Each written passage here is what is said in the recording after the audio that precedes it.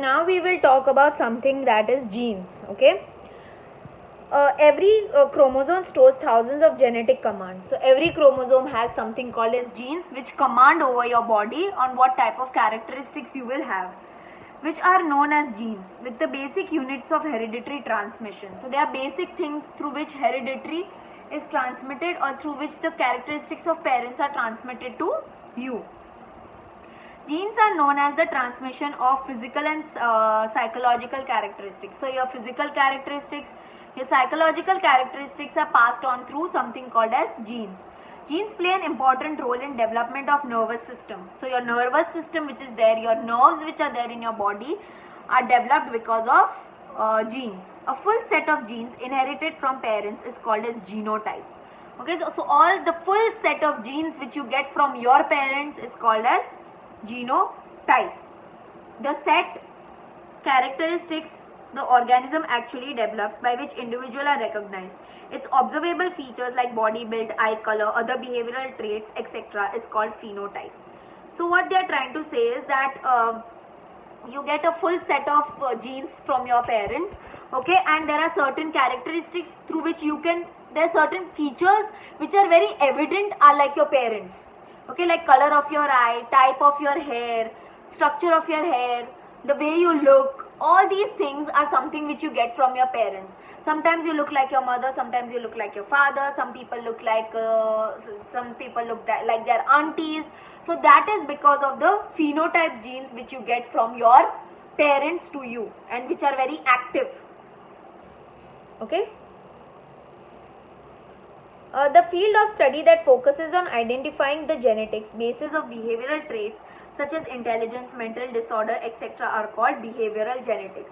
So that field which studies genes, which studies how your behavior is affected because of genes, what are different traits, different characteristics you have of behavior, about your intelligence, about certain mental disorder, is that field is called as behavioral genetics.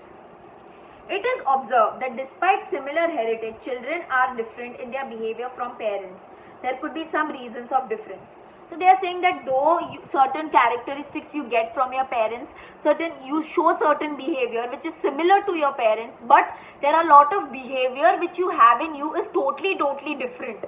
Okay, it's not always ki all your behavior will be like your parents only. You will have certain behavior which will make you unique, which will make you different. So studies have proven that yes, there are differences found in the behavior. First child possesses a unique combination of genes unlike that of either parents. So they are saying that the first child which is born is very unique, is very different, and you might feel that it doesn't have the characteristics of either parents. Like if you look at my brother has my brother has brown eyes, and my brother has pura vakadiya vada, like totally curly hair, okay, which is totally different because not my mother has brown eyes, not my father has brown eyes. So I don't know how he has a brown eyes. He's the first child, I'm the second child. So there is differences seen in the first child because that first child combination of genes will be totally different, okay, which will make it totally different from either parents. A mother and a father pass on the child a part of what past generation of their family lineups have given them. Secondly, children grow up in different environment from those of their parents. Thus, hereditary and environment plays an equally important role in the emergence of behavior. So what happens is that when parents give birth to a child, okay, they pass on their hereditary, they pass on their genes to their child. Your parents got their genes from their parents and they pass on it to you. So you have certain characteristics of your ancestors એટલે પૂર્વજોના certain characteristics તમારામાં બી હોય છે, okay, and sometimes you are born in a different environment, okay, the society you live in is totally different, so that also affects the way you behave. So your genes and the environment around you depends on how you behave and what qualities and characteristics you have. For example, if a child is born a male, it will be treated different than a female. As a result, the behavior pattern of different individual is also differed according to gender. So let's say if a boy is a male, the boy will be treated in a different way. If it's a girl, the girl will be brought up in a different way. So they will grow up to be totally two different people. So your bringing up, your environment also depends on how the child is. Now the next part which we will talk about is the nervous system, that is the nerve system in your body. All bodily functions are governed by nervous system. The way you act, the way your body moves, the way your body responds is because of nervous system.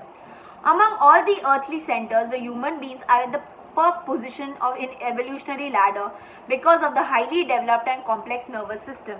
So what they are saying that we human beings are on the top level of evolution because we have very complex and very developed nervous system, which is not found in anybody else, which is not found in any animals.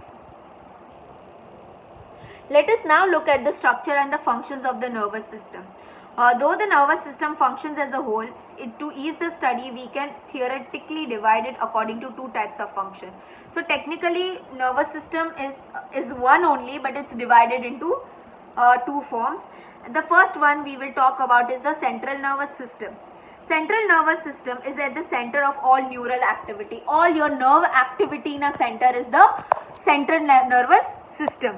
It integrates in all incoming information, thought processes, decision making, issues, order of the body. So it is the main part which carries information. It's the main part which gives orders. It's the main part which makes you understand different things. Okay, so the main is your central nervous system. The central nervous system has two parts, brain and the spinal cord. Your brain and your spinal cord. Okay. So first we will talk about is brain. It is believed that human brains has evolved over millions of years from brains of lower animals, and this evolutionary process still continues. So what they are saying that the human brains is constantly changing, and it is still changing. So if you look at a brain of a person who will be born after, let's say, 1000 years, will be totally different from the brain of yours. Okay. So what they are trying to say is through evolution, our human brains have developed, that is makes us different from animals. Okay, and the fact that our human brains are constantly changing and it is developing.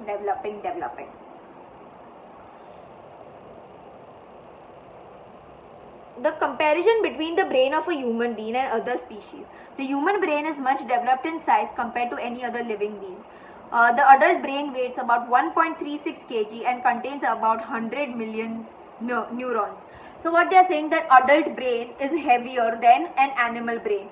The weight of our brain is 1.36 kgs and we have lot of neurons and nerves in the brain. Brain receives 1/5 of the blood pumped by the heart. So 1/5 amount of blood which is pumped by heart goes to your brain.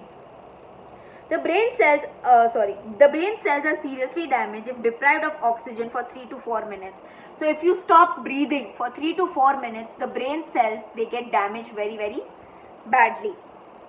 The specific function of different areas of the brain can be known by microscopic observation of the brain. So the functions of the brain, how does the brain function at all, you can see the functions of the brain through the microscope and by studying the brain.